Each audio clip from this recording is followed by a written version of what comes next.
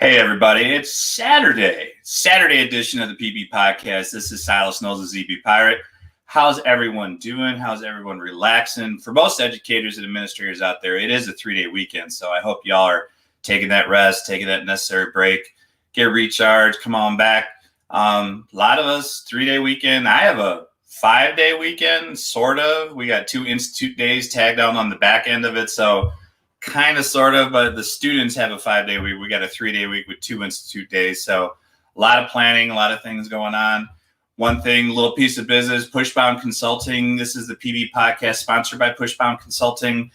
We deliver all sorts of professional development for schools, districts around the country. So if you're a superintendent, teacher, if you're in knowledge of anyone who needs that specialized, personalized professional development, from a team of 16 across literally the world right now. We have people in Beijing to California to Louisiana to Jersey to New York to everywhere. Please contact us at pushboundconsulting.com. You could DM me at ZB Pirate. I can get you in contact with the co-founders, Dr. Rick Jetter and Rebecca Cota. This is a podcast about just bringing people to the forefront who are pushing boundaries in education, administration, leadership, everything. So today, since it's being a Saturday, we're gonna take it a little bit to our brothers at the Teach Better Network, and everything else. We got Josh Stamper. How you doing, brother? Hey, Silas. I'm awesome, man. Josh Stamper from the Teach Better team. Yes. Leader of the Aspire movement. All sorts of stuff. And how is the weather in Texas? By the way, I know you're in Texas right now. Is it nice at least, or? It's sunny. I got snow outside. I got all Ram in Chicago, so I got snow stuff and everything. But I had to plow. I don't like plowing, but how is Texas nowadays? Oh yeah, Texas is good. We actually got some snow last weekend, and everyone started freaking out. And it didn't even stick on the ground like up north. It hit the ground and melted right away. But it was pretty fun to have the kids run outside and try and get snowflakes on their tongues and experience that a little bit, because that rarely happens in Texas. Can you imagine, like, I always hear stories like in Texas, like if there's like an inch, like they shut the state down. Is that true? Or? It is very true. So, we talked beforehand. So Silas, I grew up in Minnesota, so I'm used to, feet of snow being in the below, 20 in January and February. And so coming down here, the first time it snowed and then it turned into ice. And so I'm thinking, we can drive to this. So we try to drive to the market, and there's no salt, there's no sand, not a soul on the road. It was really eerie. And then my car started sliding, and then I realized this is a no-go. This is not like up north. So I turned around. I probably made it about a block and got home as quickly as possible because I was afraid I was going to wreck my car. But yeah, everything shuts down right away. It's a very different experience. People in California and Texas don't appreciate people from like Minnesota, Wisconsin, Michigan. Yeah. We carry snow shovels in our car years, like, because we get stuck. But we understand there's like, it's 5 feet. It's 5 feet's nothing. We had, the 30 feet drifts in the front of our houses when we were kids, and jumping off those big mountains of snow and breaking bones. But we were fine. But now you have a phone. So, everyone has phones now. So it's like, I remember playing outside, but that's a whole nother podcast. That's a whole nother thing. So tell me, for the people who don't know who you are, who is Josh Stamper? Like, what is your role, your spot? How'd you get to where you're at? How'd you begin in education? Oh, goodness. So right now I am an administrator in the North Texas area. I'm an assistant principal at a middle school, 6th through 8th grade. I also do, like you said, the Aspire podcast. So I've been doing that for about 2.5 years. And that has just grown into a life of its own. And then joined the Teach Better team this year as the podcast network manager. And so we're gathering a bunch of educational podcasts and just grouping them together and putting that out to the many teachers and leaders out there that just need PD in their pocket. So those are my titles for right now. Got a book in the works, Aspire to Lead, with EduMatch. So that'll be coming out in the fall. And then as far as getting into education, that's the story in its own. I actually was a graphic designer before I was a teacher. And so in Minnesota, it was about 2005, the economy crashed up there. And so my boss came to me and said, hey, we're going through a lot of issues, and I'm going to have to let you go in about 3 months. And so I panicked, ran, home to my wife and was like, what am I going to do? And so based on my passions, which was sports and coaching and art, I landed on education. And so I went back to school and started student teaching and started coaching right away. And when it was time to get a job after I graduated, there was just not a whole lot of options up in Minnesota. It was mostly being on a cart half-time in a school. So my in-laws lived in Texas and they were like, come on down. There's plenty of jobs down here. And so I was kind of hesitant because I love Minnesota. And so me and my wife, I was like, hey, if we fly down there, if we get jobs this weekend, then we'll move. And sure enough, we both got jobs. So I was like, okay, now I got to commit. So had to quickly buy a house and we moved down here, and it was a great decision. So I taught for 6 years. My third year in teaching, I was just teaching art at that time. I had an opportunity to start coaching. And when I started coaching, I started to see the world outside of my classroom, which was pretty eye-opening, and got to really influence the campus at a different level. And at that time, I had an assistant principal who tapped me on the shoulder one day when I was just getting a cup of coffee. And he was like, hey, I think you should become an administrator.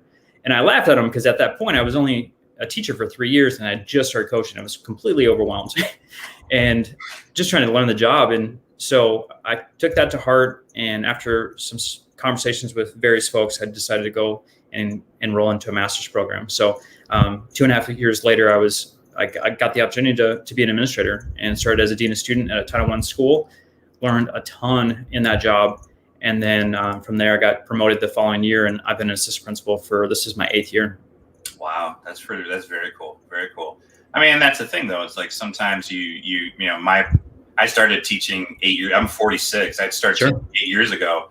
I was running GameStops. You remember, GameStop? Mm-hmm. Yeah, I was running GameStops as a trading manager, and I got fired for some questionable things that I never did.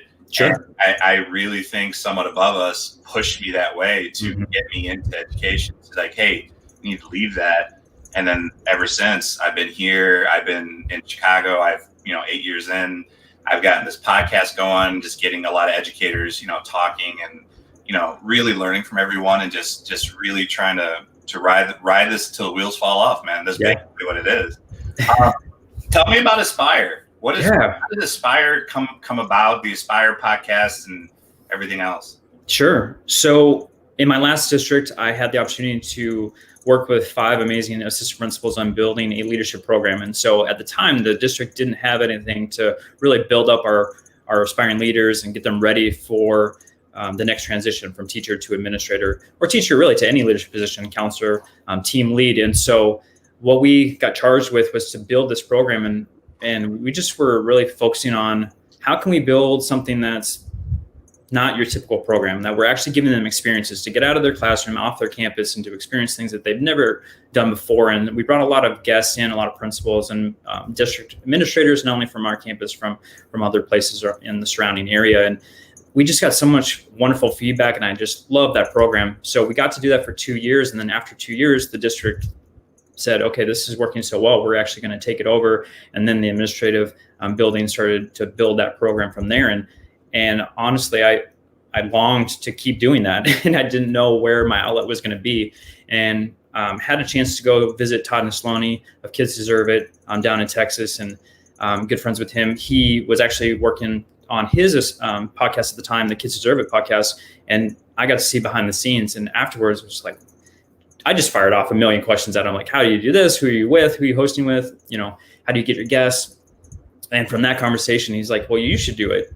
And that really was the spark to say, okay, I might have something here that can fulfill my cup and then also help other aspiring leaders. Because what I was finding was so many people wanted information and they didn't get it from their leadership at their campus. And so I knew there was something there. And then I talked with a good buddy of mine, Jeff Feel, Lead Up Chat. And that's where we kind of honed in on like, what's the goal? What's the mission? What's the title and that kind of thing. And so because I wanted to work with aspiring leaders, it just was natural to call it Aspire, the Leadership Development Podcast. And it has been such an amazing journey to just each week get a chance to talk with some fantastic educational leaders.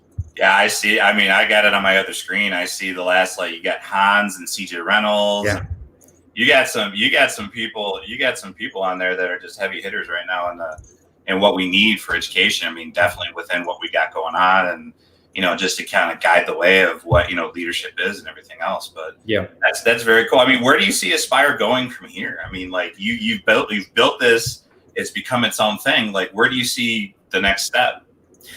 Well, I think it's just connecting with more folks, and I've started to do some educational consulting and coaching with that. So I'm working with Sarah Johnson too, with another kind of branch of that, which is Aspire to Rise. So we've been bringing in teachers that are looking to become leaders, and we're just trying to help them with certain struggles that they're having right now. And so we actually record that and then we put that out, because we figure if these folks are going through something, a challenge, that maybe someone else is having the same challenge, and it might help them. So we're using that kind of as an avenue. Me and Jeff Gargas of the Teach Better team, we're doing an Aspire mailbag too. So folks can send us questions and we answer those each. We do that once a month. And so again, trying to just find ways to connect with people. And again, it's all about helping. So just any way I can do that. But who knows where it's going to go. I didn't expect it to go as far as it is now. So big shout out to the Teach Better team, man. You guys are, you guys are knocking it out of the park. I feel Jeff Gargas doesn't sleep. No. I mean, if I remember correctly, didn't him and Dave Schmidt you guys did like a 14-hour thing on Facebook Live or something, or something. I mean, it's just ridiculous. I'm like, I spend a couple hours cranking out 2-3 podcasts a week or something like that, and it's like 14 going. It's just like, that's a lot to talk about. That's a lot. Yeah, and at the end, we were actually like, we should have done 24. So it's pretty incredible though, because what we found was there are so many amazing educators out there that we wanted to get a chance to talk to and then share out, their stories and information. And we just didn't have enough time, and it was 12 hours. So who knows? Maybe we'll go 24 next time. And big shout out to Ray Hugard. I mean, the TED Talk and everything, that's awesome. I just saw that today. So big shout out to her. Well deserved on everything.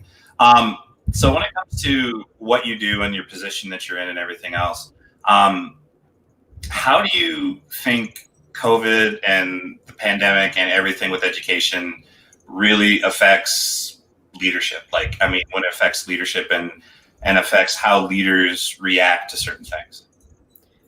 Yeah, I think, well, obviously with COVID, it makes everything more difficult. Every decision has to be through the lens of COVID and safety protocols and whatnot. But I think the biggest thing, and something that's good, I think everyone understood the social emotional learning for kids is important. But I think what has also been to the forefront is teachers need social emotional learning, or to make sure that the mental health of our educators is something that we look at every single day. And everyone goes through challenges, and COVID has only enhanced that more.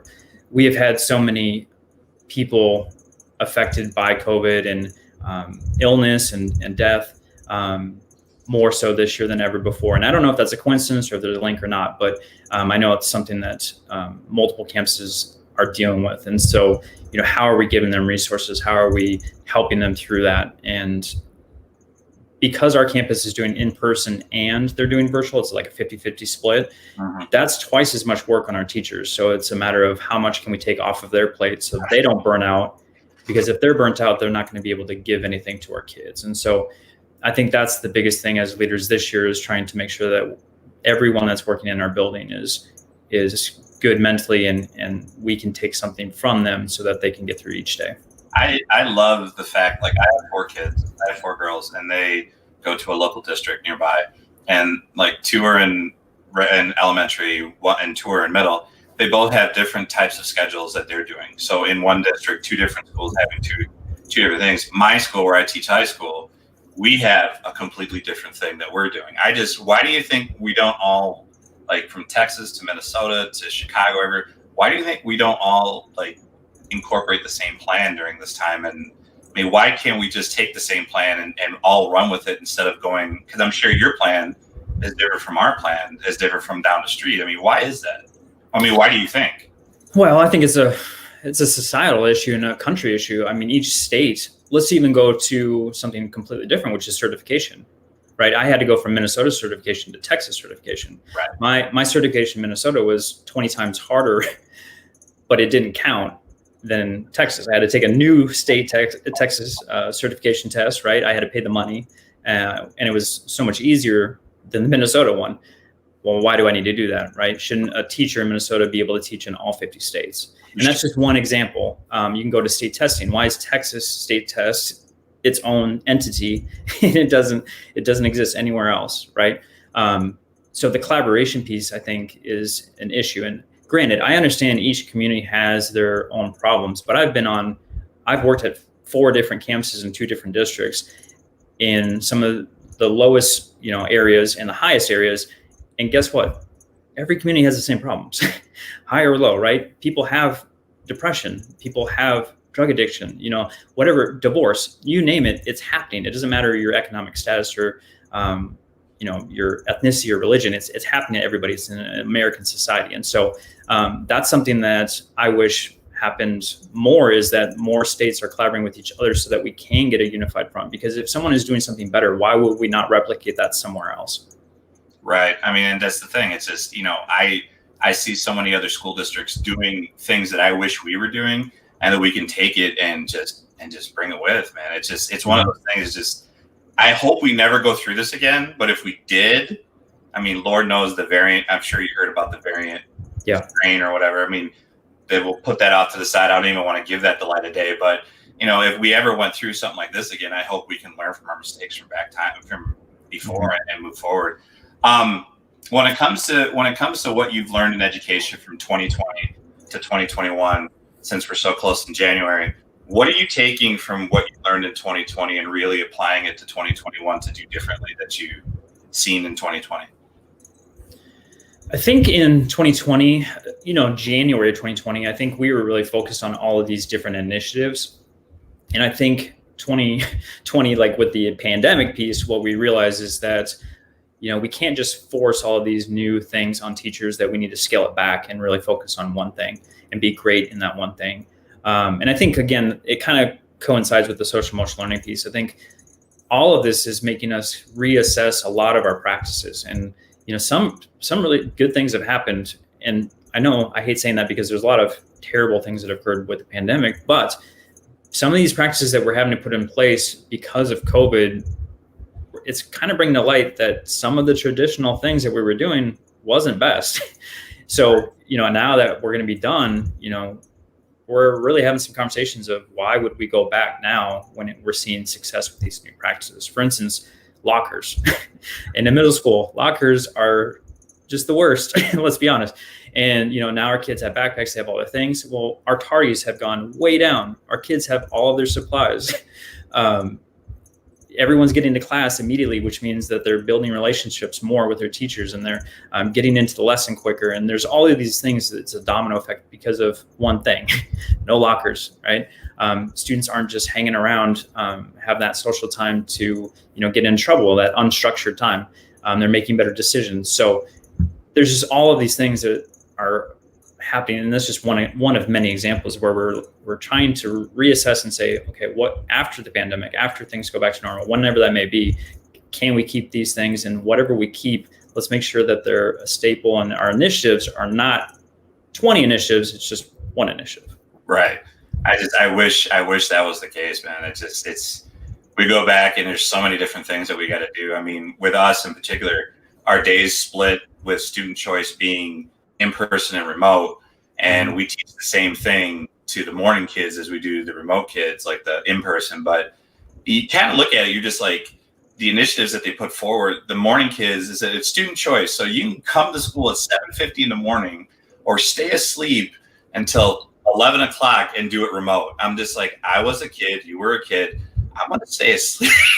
Oh yeah. We were in January, February. It's just, but the initiatives that follow that, it's just, let's condense them down. Let's get it down to one, and let's move forward, man. It's just, it's ridiculous.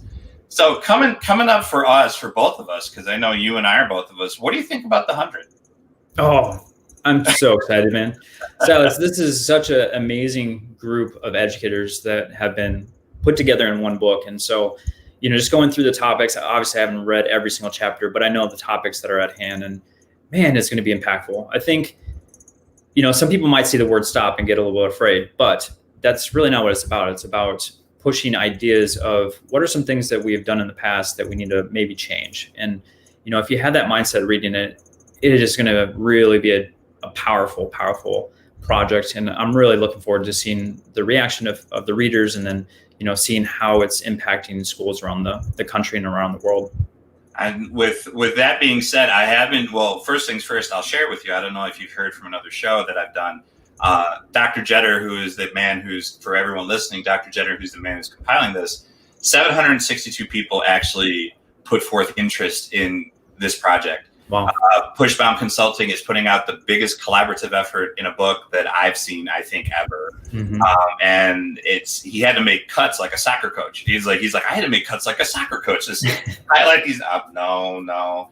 He had to take 662 people off that list to get it down to the 100. So I've been given permission. I can talk about it a little bit, and I can show the cover. Now watch. Now this is how much I can show. Okay, that's it. That's all I can show. But I'm going to push boundaries on this podcast, and I'm just going to do that. There you go. So this is the new project that's coming out from Pushbound Consulting. I can say with utmost certainty, probably by April, we'll see a physical copy of this. So, and this has been the third cover, I want to say. It's about the third cover we've gone through. The other one was kind of weird with the eyes. I don't know. That one was kind of weird. I don't know what was going on with that. But so what's your chapter? What's your chapter that you're doing? So mine is insight. Yeah. So mine is talking about suspensions and how, we shouldn't be suspending students if it isn't a infraction that, requires law enforcement. There are so many minor offenses that are in school suspension or out of school suspension. And so I'm just looking at restorative practices and maybe doing something a little bit different to really focus on the behavior, which is a form of communication, versus just looking at punishment of just get the kid out of here. And, I've seen that so much in my 8 years as an administrator. And honestly, when I first started, that was how I was doing it. I was just suspending kids left and right. And I didn't see student behavior improve. And I felt just defeated. Like I was doing a disservice to everybody, and not only to the students, to the community, because I was sending broken students back into, back on the street, back into the apartment complexes. And they were going through some really, really tough times. And so after that, I'm going to go into my parenting. We actually became parents of foster children.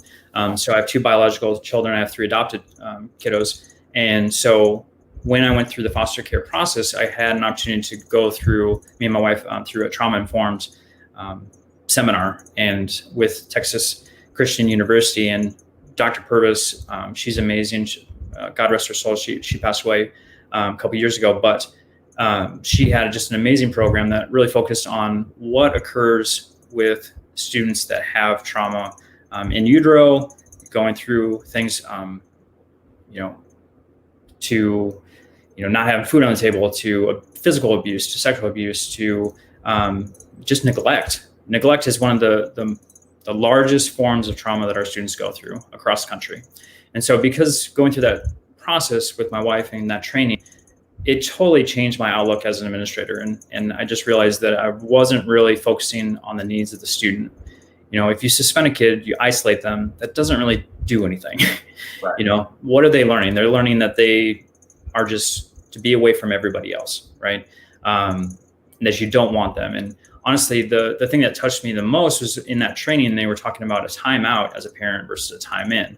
A timeout is when you send a child away, go to your room. And so they're disconnected from the family. They're disconnected from you as a parent. And for a foster student that's gone through trauma, you are fracturing that very early relationship. And so what they talk about is a time in, right? So the child is still not able to do what they want to do, but they're still with you, right? They're taking a break. And there's a lot of things as far as the cool down and whatnot in that process. But when I was going through that training, I was thinking, well, how can that go into the school, right? Because what we're doing is we're just sending kids away constantly with all of these broken relationships, and we're not teaching them how to work through the adversity, how to cool down, how to have an argument with an adult, but then find a resolution. Right. And so going through that, it just made me change everything. I just wanted to do it all differently. And of course, in education, nothing's a quick process. And so just over the years, just trying things out. And by no means am I an expert, but, I am trying to be better at teaching versus just purely punishing. I mean, you had said you're an administrator at a Title I school, and I've worked at a Title I school myself, so I know that the suspensions could be ramped up very, very well. Since my last school is a Title I school, this one I think is on the verge of being a Title I school, but I know the disciplinary actions and stuff are kind of high in certain demographics and stuff like that. And I see that too, and I'm glad that there are administrators like you and others as well that take the time to really just be like, hey, you know what, this is how you resolve this issue. Instead of cursing at your teacher, you can actually have a discussion and be like, hey, you know what, this is what bothered me. This is why I went off in class. It was not proper, but this is where we can have a resolution and be an adult. Because I think that's the one thing we miss is trying to be an adult and, trying to teach them to go further in life instead of sending them away and be like, yeah, go away. And, let's go to the bad room.